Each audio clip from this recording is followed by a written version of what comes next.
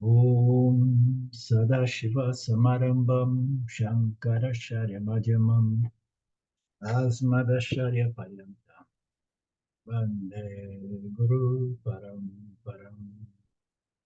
Ishvaro Guratmati Mochi Veda Vibhagine Vyomavta Vyapta Dehaya Dakshinamurtaye Namaha Sava Vedanta Sedanta Gocharam Tamagocharam Govindam Paramanandam Satguru Pranatoshmam Om Shanti Shanti Shanti Om Namaste,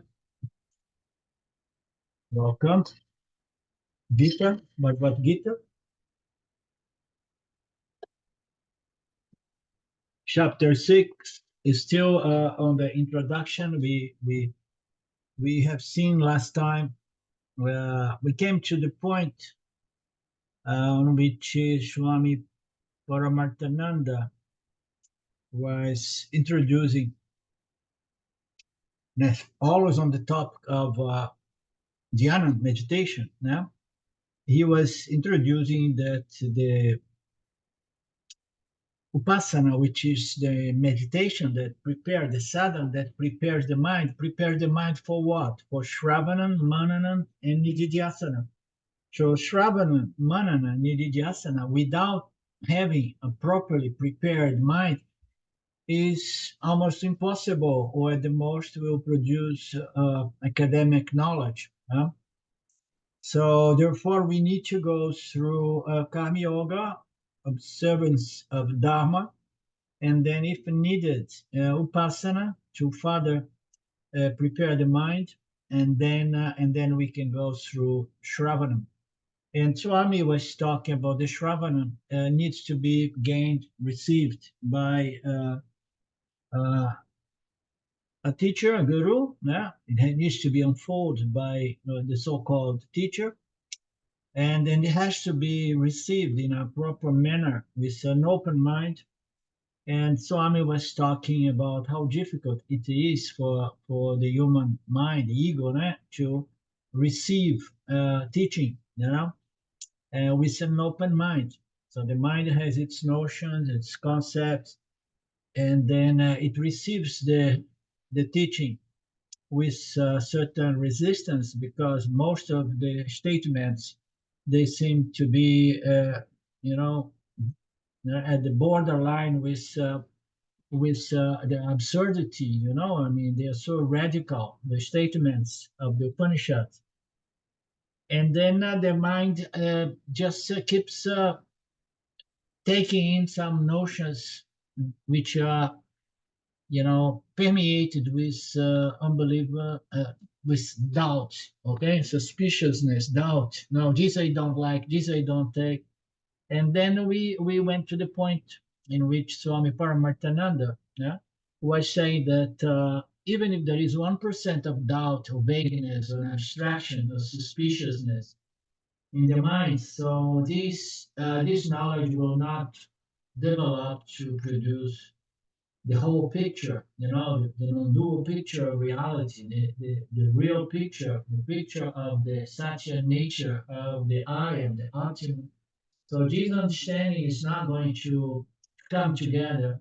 Why? Because I have some doubts. And then Swami present the analogy of 1% doubt is going to spoil the party. If you have 1% doubts that the wire is absolutely dead and you can touch it, if there is 1%, you will never touch that wire. You will be afraid of electrocution, electrocution. Doesn't matter. Therefore, the spiritual sadhana continues after the Shravana, and we call it the Manana. Manana is the stage on which the students reflect upon the teachings, does some homework, some serious homework, and by its own his or her own effort, the doubts are going to be removed. So one may say like, oh, I have no doubt, and never mind. The Upanishads are going to bring doubts for you, so that, if you are not aware of any doubts, they are going to be presented by the Upanishad. And that is the format of the teaching, the way they present Vedanta. No? Why? Because the manana is there to remove the doubts, and it can be done naturally, gradually, by one's own effort, and those more persistent doubts can be removed with the help of the teacher, the acharya.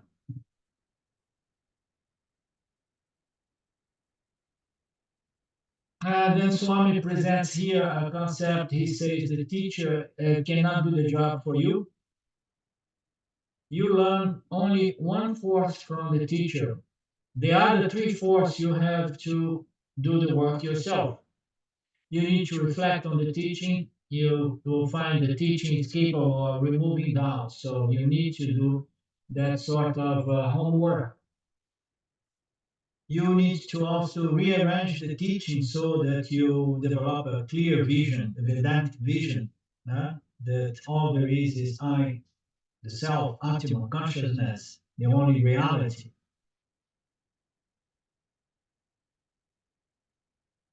So you do it by yourself, and then you can do with the help of co-students. Every student have their own doubts and knowledge and visions. So Vedantic discussion will enrich everyone, of course. So that's the beauty of Vedantic Sangha, which is not very easy to find. But now we can have it virtually as well. And then after everything, if the guru, there are some doubts, is still there, the guru is there to help. Vedanta will raise all possible questions, as present in all of our texts.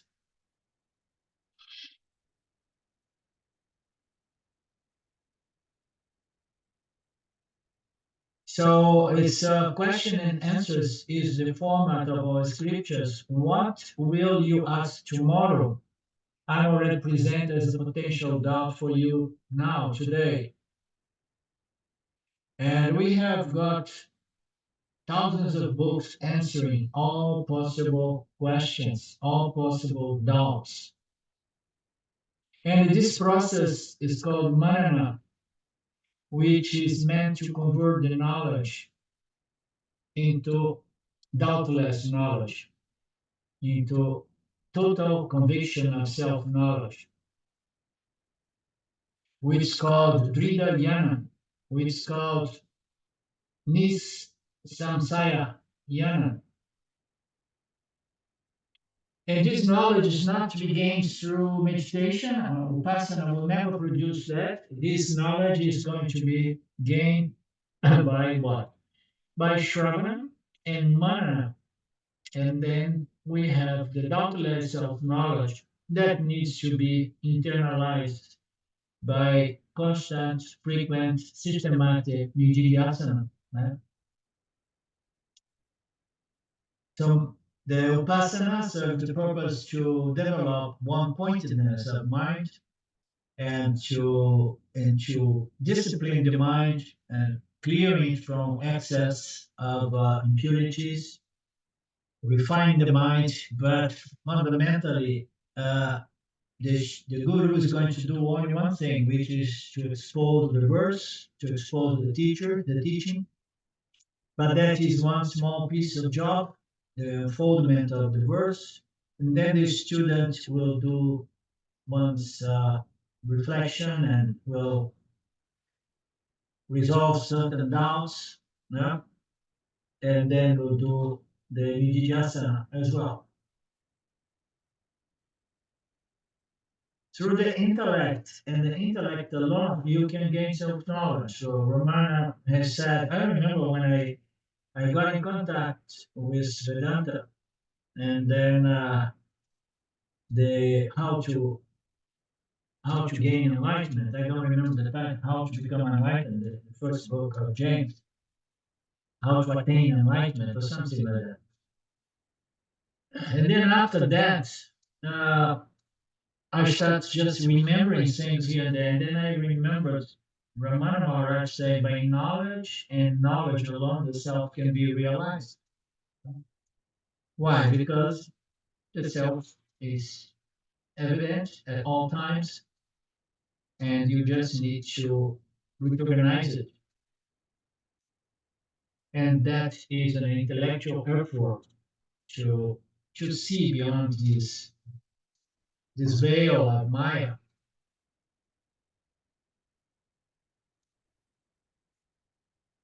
Okay. So the body cannot get self-knowledge. Atma, the self, cannot get any knowledge because the Atma, the self, is not a knowing entity. The body, the physical body, cannot get self-knowledge. Uh, Knowledge has to take place in the subtle body or in the intellect, in the mind. The Upanishad point out Mananasi Asajava, which is in Mandukya and Katosha, and every one of these passages in our scriptures, it points and for the same reality, to the same fact. Knowledge has to be gained in the intellect. Only in the intellect, with the help of our discriminating faculty, knowledge can be gained. But it's, as we know, it's not just intellectual knowledge in the sense of objective intellectual knowledge.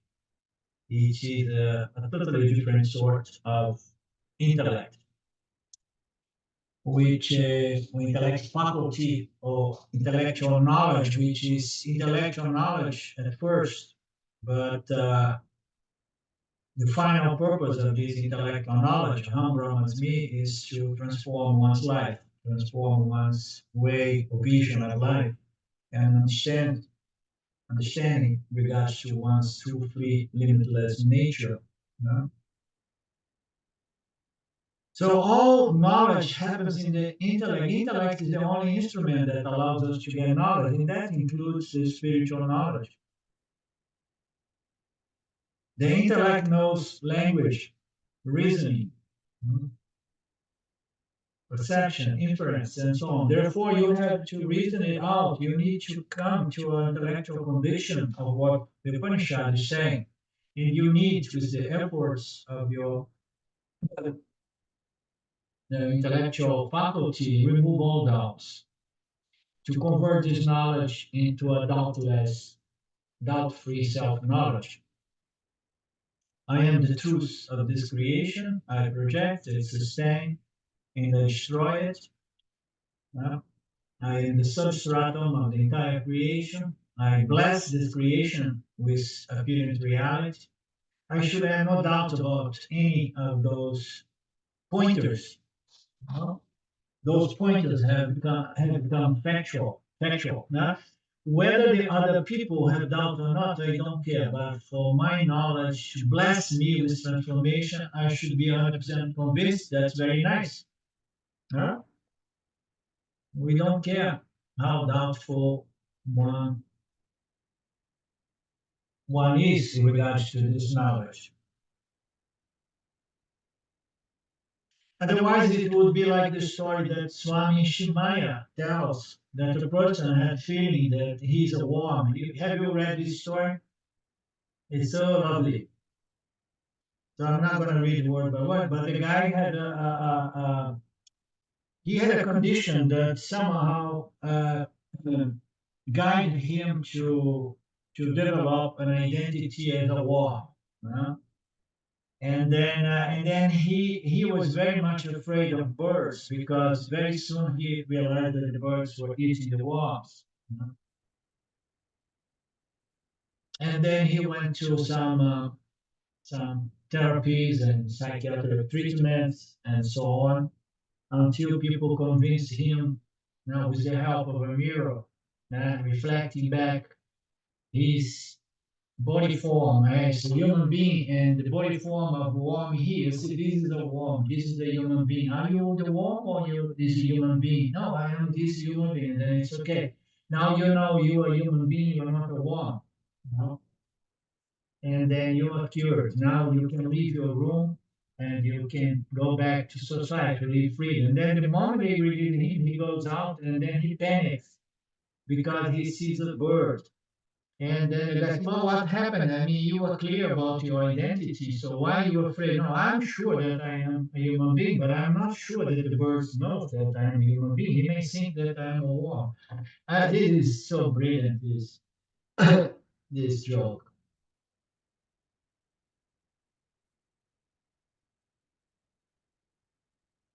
Does the bird know that I am a human being? That's the problem. My conviction is such that I know that I am a human being. But I'm concerned about what other people are going to think. They may think that I'm a war. So likewise, so if I know that I am Brahman, I know that I am limitless, uh, infinite consciousness, existence. Yeah? So I don't need to be concerned whether my friends and family and spouse, I mean, we don't care about the way people see us. People will see us just as human beings. You know? But I have no problem because my conviction in regards to my true nature is properly established. No? And it's very curious because in the beginning you want support from people, and it's very common. These people at the beginning they don't have 100% absolute conviction, and they want others to keep supporting, and then they want validation for the self-realization and for my spiritual wisdom and so on. No? And the most common thing is the people around you, they keep projecting limitation on you because that's the way they vision themselves and they project in you. And it does not stop. Even after 10 years, people still project it on you. I have my student project on me all the time things. The last one was a good friend of mine who supposedly has some good self-knowledge. I was talking to him, I was doing the seminar in São Paulo, and he said, I am, I'm missing my dog, I tell him. I never had a dog in my life, and now that I'm here for almost 2 weeks, I'm again missing my dog.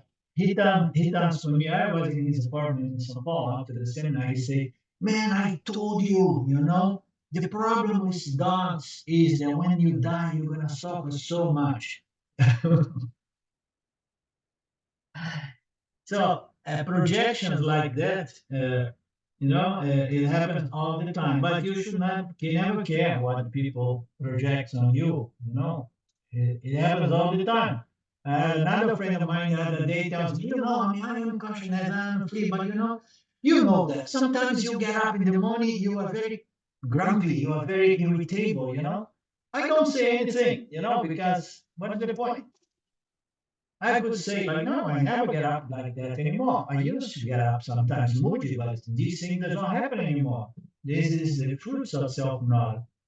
But it's useless to say anything because people naturally project it. Yeah? Nobody is going to see you as your true nature unless they are so profoundly self-realized that they stop projecting their limitations on you or their impurities on you. Right? But we don't care. We know we are not worms. Now we know that we are free limitless consciousness.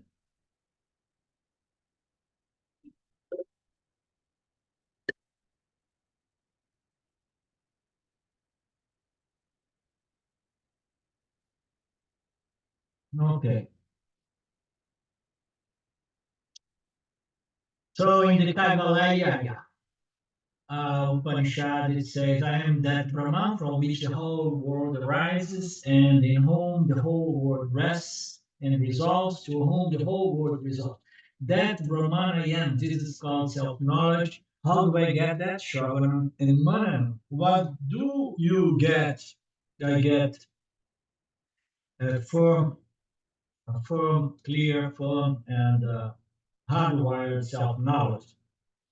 A self-knowledge is not subject to forgetfulness. Nishta is another expression, if I'm not wrong, is a firm self-knowledge. Uh, and people ask, isn't it just intellectual knowledge? We will say it is intellectual knowledge, and every knowledge and is intellectual knowledge. As Dayananda beautifully says, there is no nasal knowledge. Knowledge is always taking place in the intellect. So, oh, it's a knowledge that's coming from my heart. Be careful with the notion, okay? Because the heart feels.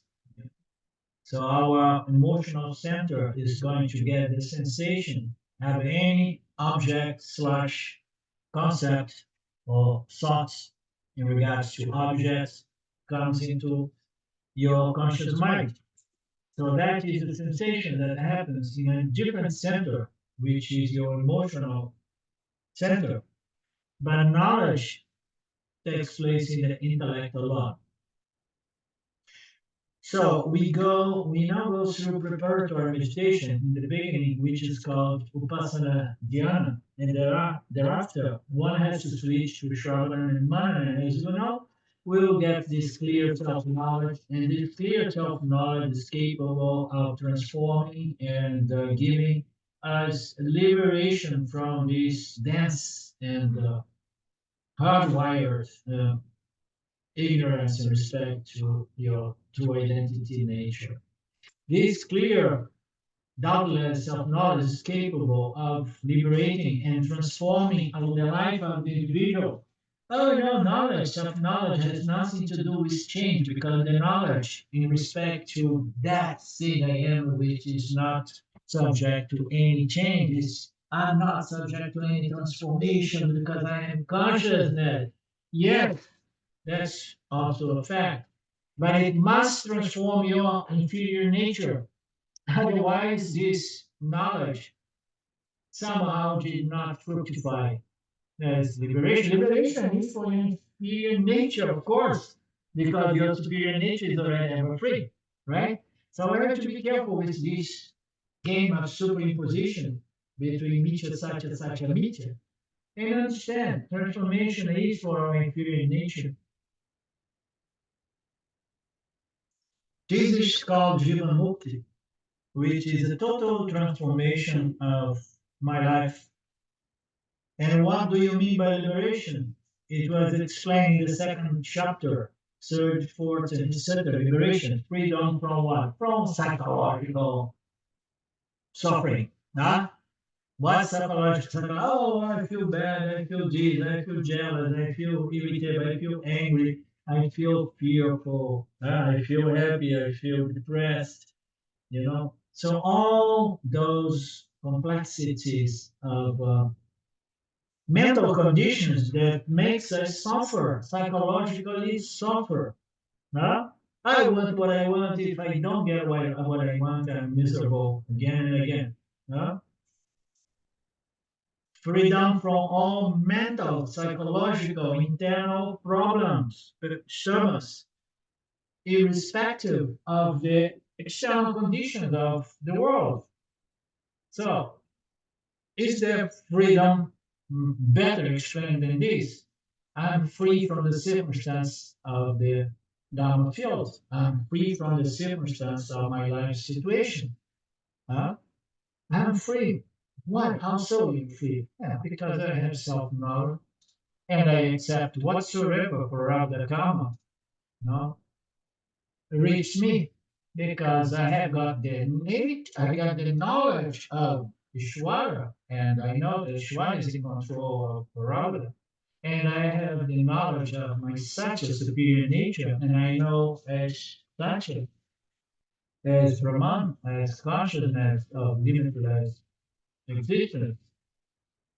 I'm untouched by anything that happens in the circumstantial world and in my inferior nature. So I got that knowledge, and that knowledge somehow transform my inferior nature, and I develop this strength, mental, emotional, psychological strength, equanimity, vairagya, however we want to put it. It's just an ability to deal with life circumstance with elegance, okay, acceptance, gratitude, knowing that life is about that. Nothing we can do about that. And furthermore, none of this can touch my true identity later because I am such in the world is Nietzsche. The body mind is Nietzsche as well. And I am such because my true nature, my identity is well established in my superior nature and no longer on my inferior nature. Okay?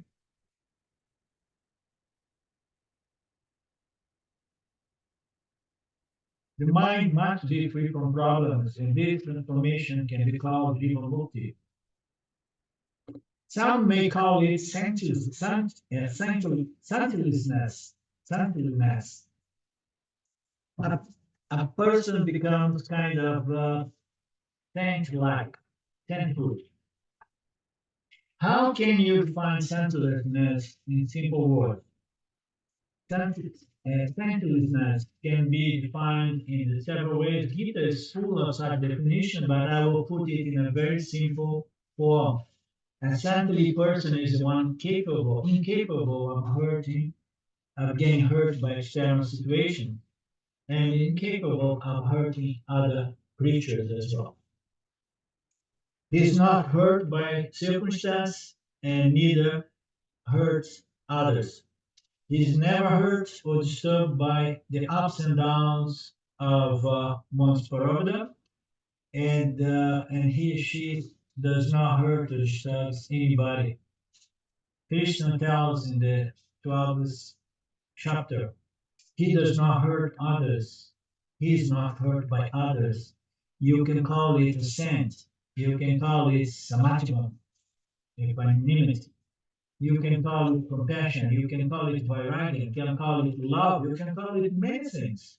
Okay? But it's this mental, emotional, psychological strength that allows the yoni to receive whatsoever comes with elegance, with equanimity, with a sense of all is okay. I'm free of this world, yet my inferior nature still results in some karma, and therefore I take whatsoever comes as prasada.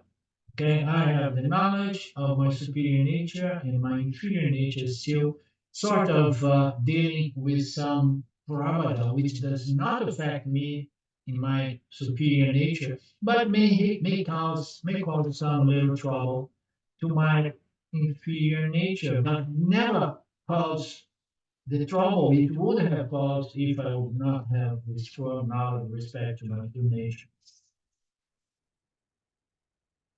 This knowledge has to be converted into what? Into Jivanmukti. It's doubtless properly digested, assimilated, internalized.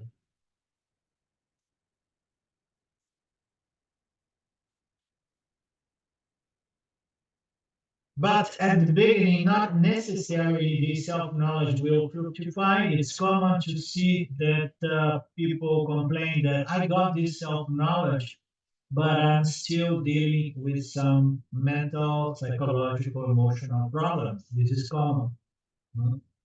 There is still some mental disturbance.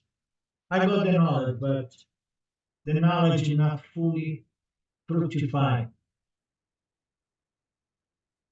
In the normal course, this conviction of self-knowledge, this doubtless self-knowledge will give me liberation, will give me equanimity, and will neutralize mental disturbance, mental problems. Yeah? But keep in mind that it's a gradual process. Nididhyasana must continue until I have this conviction. And this conviction of self-knowledge is properly internalized. I may have the firm doubtless knowledge, but I'm still not enjoying the benefit of this knowledge. It's pretty much that. I have the knowledge, but I'm not enjoying the benefit of the knowledge. I seem to continue to be sometimes angry, irritable, bitter, and complain and jealous, frustrated, afraid, and having some desires to control my experience. I seem to behave sometimes as a samsari, but I have confidence and certainty that I am consciousness. So what is missing in this picture? Now? So now we have to find it out why the knowledge has not produced the result, which is moksha, the removal of the psychological suffering of the human experience. Because the scriptures say Yanan has to produce that result, but in spite of this throughout understanding, in spite of the doubtless knowledge, I do not find myself transformed. I did not find my emotional personality transformed. I seem to have the information and the knowledge, but I do not have the transformation. I like this play of word. I have all the information, but I don't have the transformation. So I have to find out what is or are the obstacles. uh, So what is the obstacle? Oh no, maybe what I need is I need to go back and understand that I'm yours. Yes, but maybe that's not the case. Oh, I need to do more Shravanam. No? Yes, but it may not be the case. There are some obstacles there, and these obstacles will require uh, Nididhyasana. You remember that equation presented in Shine World that says that 5, 10, and 15 years. Now, the 15 years goes to Nididhyasana, which is to really consolidate this knowledge, the assimilation, in a way that it produces transformation. No? I have to find the obstacle. So if there is tank, the tank is there, or the pot is there, the water is open, the tap is open. So the water drops in the tank by gravitation. The water should flow through the tap, but I find water is not flowing right now. So the fructification is not flowing. I shut up the tap. The tap is open. The tank is full. Now, if the tank is full and if the tap is open and the water does not flow, what's the problem? The problem is not lack of water, but there is some obstacle on the pipeline somewhere. Okay? So the tank upstairs is full, the tap is open, but I'm not getting the flow of the water. So there are some obstacles. I need to check which are these obstacles which are preventing the flow of water. Okay?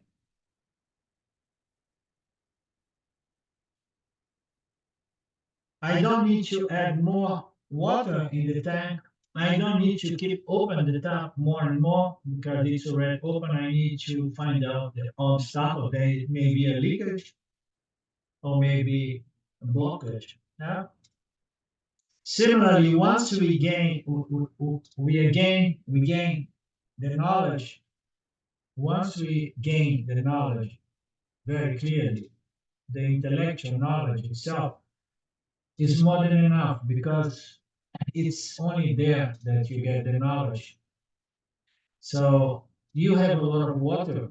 You don't need to complain to the water company. Your tank is full, but there is something preventing the full appreciation of your tank of water. So we need to do what? We need to work on the abstractions to the full transformation, the full appreciation, the full enjoyment of this self-knowledge. If the transformation does not take place, it's because there are some obstacles. I should find a way of removing these obstacles. Therefore, pay attention to the mind, pay attention to your psychological personality. Do not look for a new experience. That's not the solution. Looking for new experience is not the solution. The solution is look at your own mind. The mind has got certain problems, certain patterns. Yeah? Oh. Bateria. Okay. Let me take care of this.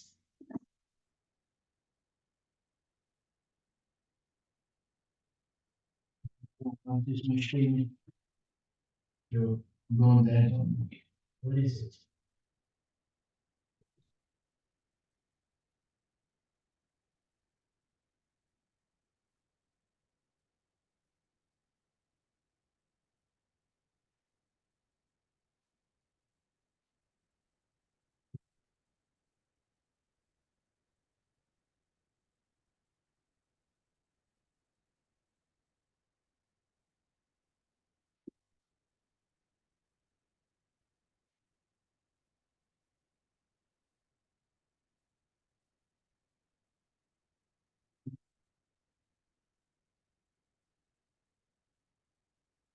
Okay.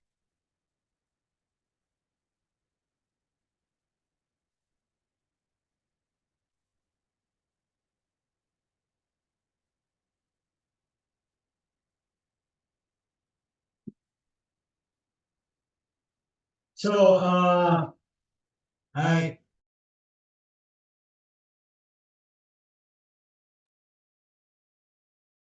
okay. So we need to find out what is the problem. Just a moment, because I'm not sure this thing is charging. No, it's not charging.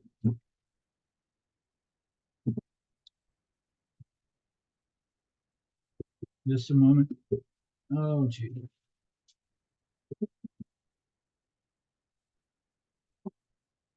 Come on. Come on, Ishwara.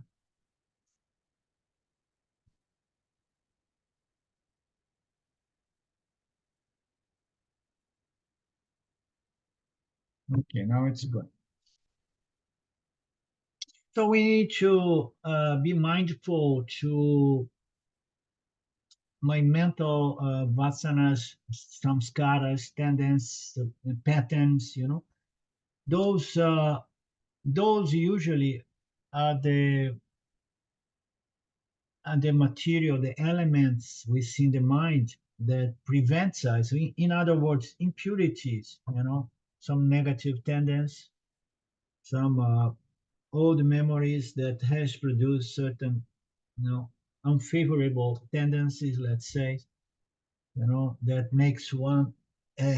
It's almost like a chronic condition of subtle disturbance that prevents us from really, be transformed by this self-knowledge once it's adult-led. You understand?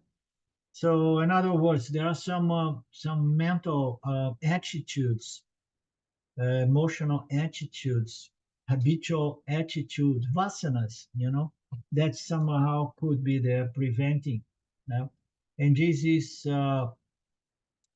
not really regular therapy, but it's vigilance, observing your mind. You are not the mind, but the mind needs to be tuned so that you can, enjoy the fruits of your knowledge. Huh?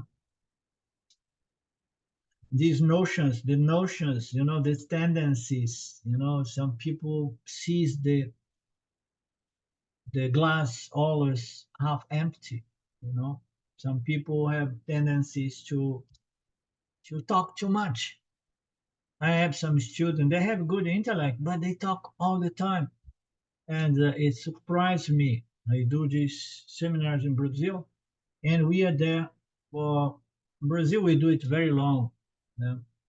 We do class of 1 hour, 1 hour, 15 minutes, a break of half an hour, and then another 1 hour, 15 minutes, 1 hour and a half. It's overdose. And sometimes, so the knowledge is so clear, this the sattva guna is so dense in the room, you know. And then the moment that we end the class, people start standing up and they start like, but talking stupid, you know, meaningless things. I mean, we were talking about something so profound, so beautiful, so freeing and transforming. And then immediately people begin talking nonsense. They cannot just be quiet or talk meaningful things. At the beginning, when I got in contact with Vedanta and with James, I was being more radical. I was saying to everybody, including Silvio, oh, I'm only going to talk things which are meaningful. Meaningless, I'm not going to engage anybody. But that did not help anybody, did not help Silvio, did not help everybody, anybody. So the only thing that can help is someone to look within one's mind and see all those tendencies, you know, of just talking or just, you know, complaining, whining, and comparing. I mean, whatsoever psychological condition is there, those are impurities that prevents us from enjoying. Ah, well, what comes first, purity or self-knowledge? So they have to come together. Sometimes one comes first, sometimes the other comes first, but both have to be in place so that we can enjoy the fruits of self-knowledge. That's my take. Those vasanas, those old tendencies, habitual tendencies, notions, ideas, limiting attitudes, you know, they are strongly ingrained in the mind, which we call viparata, viparita, bhavana. And we have gathered many of these tendencies from childhood itself. They are all there in our deeper mind, deeper inner mind, in the subconscious mind. The mind has to go through an immense process of purification in order for this self knowledge to be fructified. Whereas I tend to say this knowledge has to go roots in the causal body or the subconscious mind, and the unconscious mind has to go there and do a good cleanup.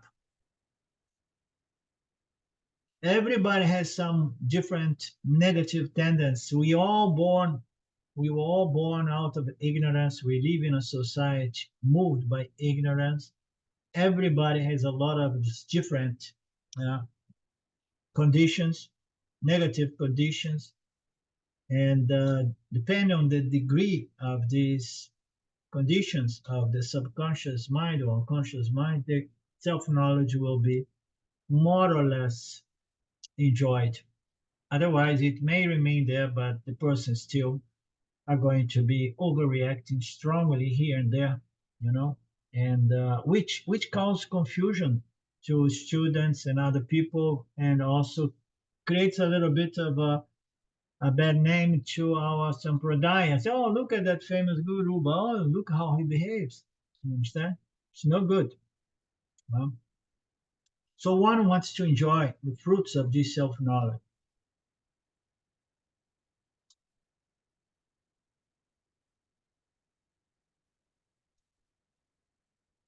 And then so on goes a little bit into psychology. You know, oh, I feel inadequate. That's why I feel small. I compare myself with others. I see everybody superior to me. Ah, because when I was a child, I was compared with my brother. My brother was the good one, and I was the bad one. I was the stupid one, and so on. I know, I went through those things. But this needs to be purified somehow. It has to go if we want to enjoy self knowledge.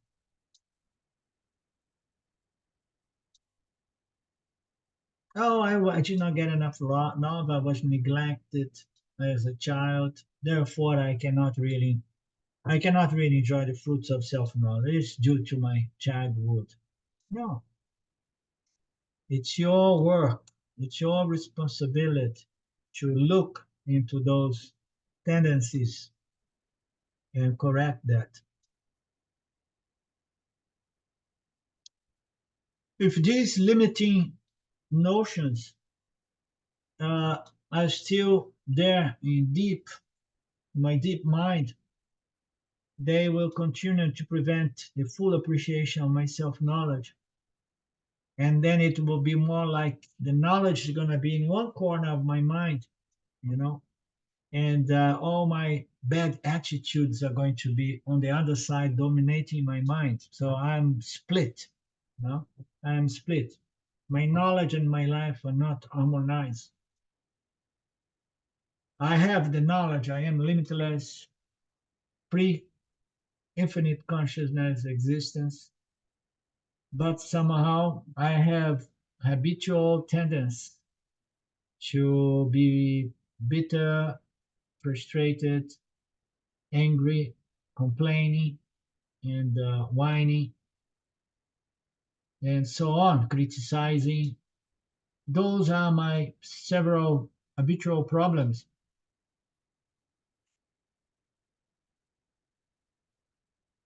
We need to look into all of that. What is required is to remove these old habitual tendencies which were ingrained in the subconscious mind. This process called Nididhyasana Dhyana. Nididhyasana Dhyana. Nididhyasana Dhyana is not only remembering the teachings, but having a deep look to see what is preventing the full assimilation and internalization and transformation in my life. This also is called Nididhyasana. It is the Vedantic meditation presented as the removal of the obstacles which are preventing the full appreciation of my self-knowledge. The first type of meditation was Vipassana Dhyana, is going to prepare the mind, clean up the mind, refine the mind. And then the second is Nididhyasana. I will make this knowledge so alive in my mind, and I'm going to stay to further assimilate this self-knowledge. And now we are presenting Nididhyasana as if on a third stage. Why? Does everybody need to do that? No. But if you are not appreciating fully your self-knowledge, enjoying, and then you need to do this other sort of Nididhyasana. Look for what are the obstacles and remove them.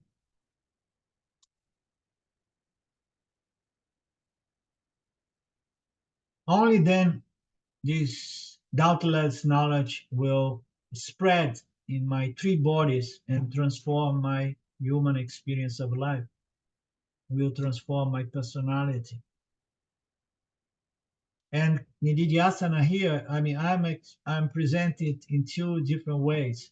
Yeah, I'm presenting it the Nididhyasana in my bedroom or in my meditation room, in which I recall the teachings and I solidify, I make it really properly established in my conscious mind so that I can have it available during my transactions. So, and then I have this Nididhyasana, which is bring forth this self-knowledge, searching for any possible vagueness, abstractions, or doubts or suspiciousness.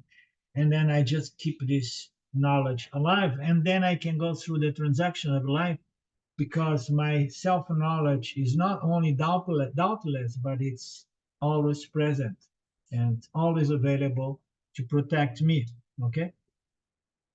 And then there is another aspect to this Nididhyasana, which is, to search for whatsoever is preventing, yeah, the obstacles to the full enjoyment.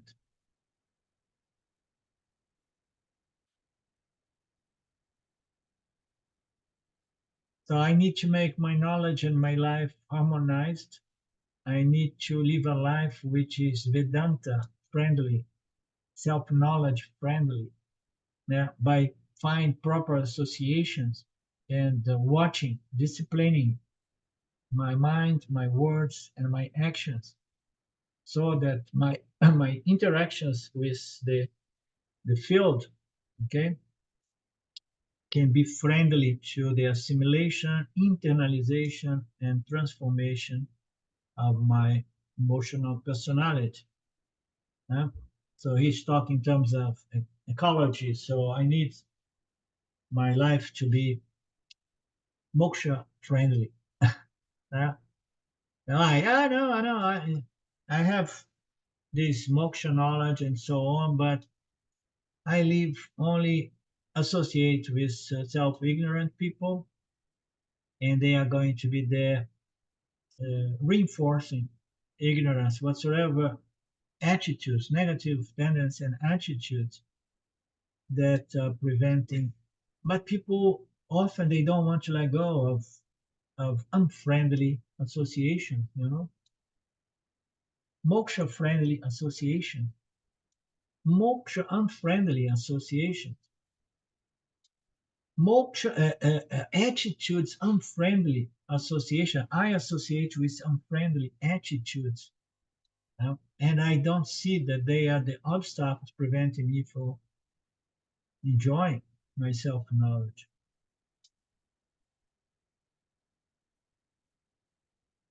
Vedanta friendly living means that all my transactions are in harmony with my Vedantic vision. You know? I don't associate with Adamic people. I don't associate with samsaric people.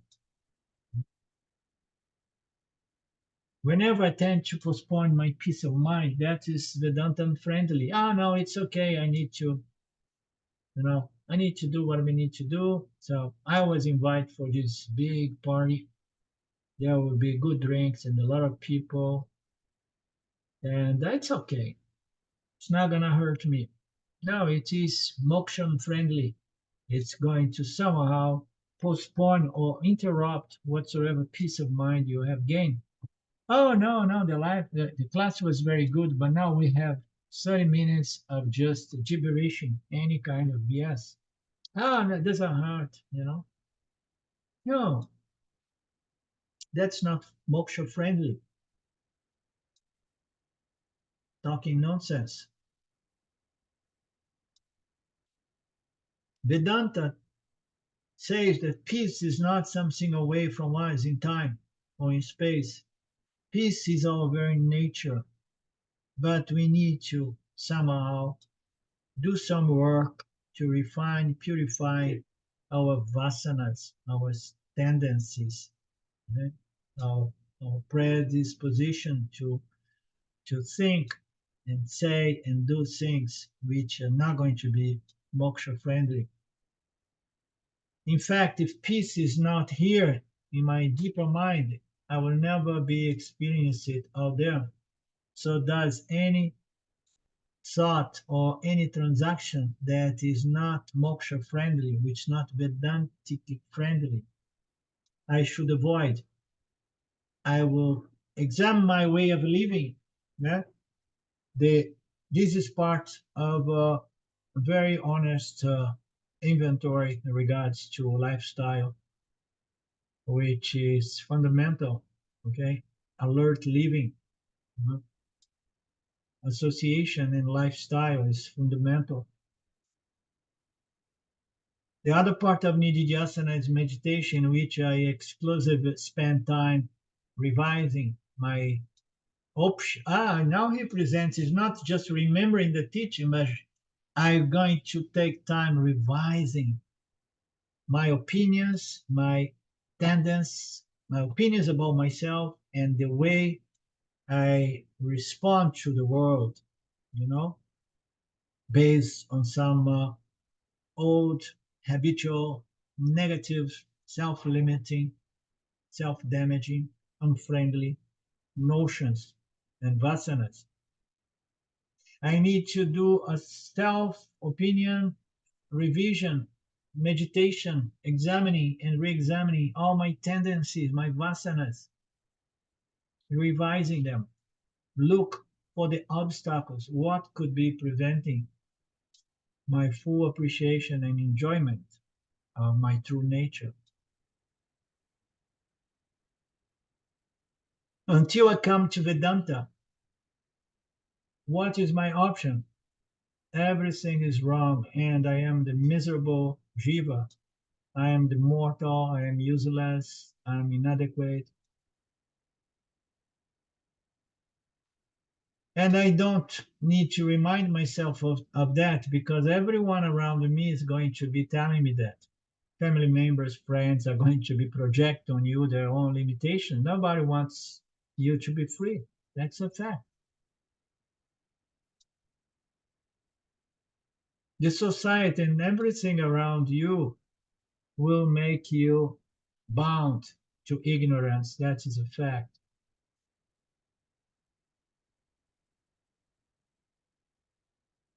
So if I have such a low self-esteem, that is samsara, I need to revise these notions, the opinions about my inferior nature.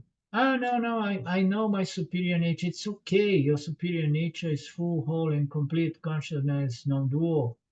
But how about your inferior nature? Self-knowledge is there to be enjoyed for you by your inferior nature.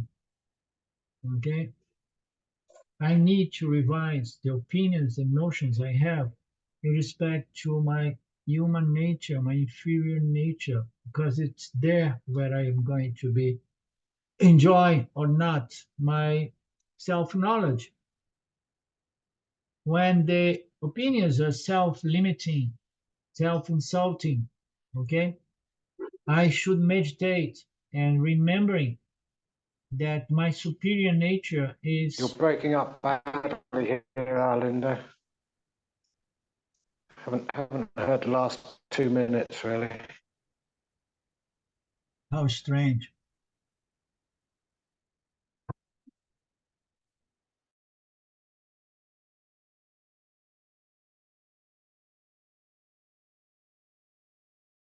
Okay, it gets a little bit better now. Can you hear me? Good. Yeah. Just to wrap it up. Yeah.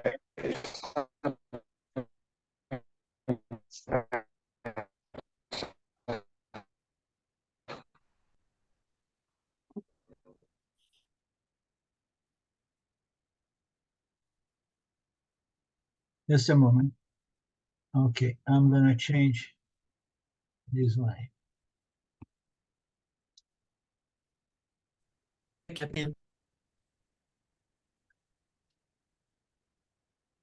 Okay, now, oh, it's asking me for the password. Just a second.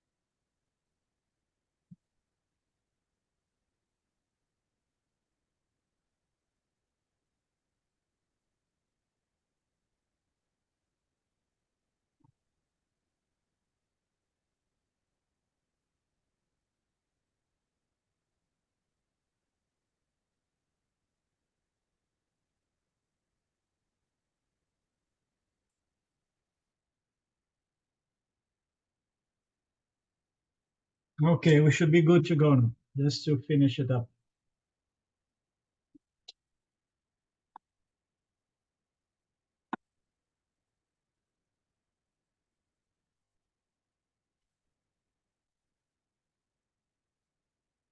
So we got the point here. Huh?